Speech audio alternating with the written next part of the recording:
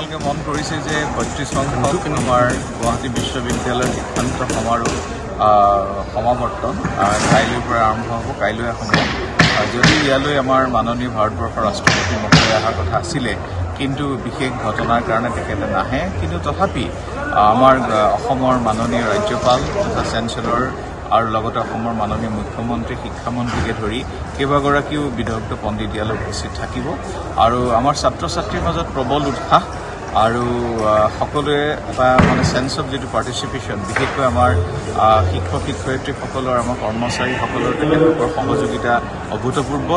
তাৰ বাবে তেখেতলোকক ধন্যবাদ জনাইছোঁ। আশা কৰোঁ কাইলৈ হ'ব লগা যিটো ৩২ সংখ্যক আমাৰ সমাৰোহ দীক্ষান্ত আমাৰ যিটো কনভকেশ্যন সুকলমে পাৰ হৈ যাব।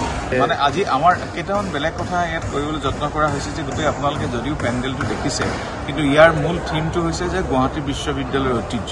আমাৰ যিটো ইয়াৰ আপোনালোকে মন কৰিব, ইয়াৰ যিখিনি ডেকৰেশ্যনবিলাকো বিশ্ববিদ্যালয়ৰ লগতে জড়িত আৰু লগতে আমাৰ এইবাৰ যিবাৰ হ'ব, যিটো আমাৰ ৰবিং বুলি কওঁ, আমাৰ যিটো সাজ পোছাক পিন্ধোৱা হ'ব, সেইটো আমাৰ এথনিক, অৰ্থাৎ আমাৰ গোষ্ঠীয় জনগোষ্ঠীয় পৰম্পৰাৰে আগতে আছিলে এইটো কলনিয়েল যিটো আমাৰ ৰবিং আছিলে, সেইটো আমি প্ৰত্যাহাৰ কৰি আমাৰ গোষ্ঠী জনগোষ্ঠীসকলৰ আপোনালোকে মন কৰিব তেখেতলোকৰ ৰবিং আমি বা তেখেতলোকৰ সাজ পোছাকবিলাক অন্তৰ্ভুক্ত কৰিবলৈ যত্ন কৰিছোঁ।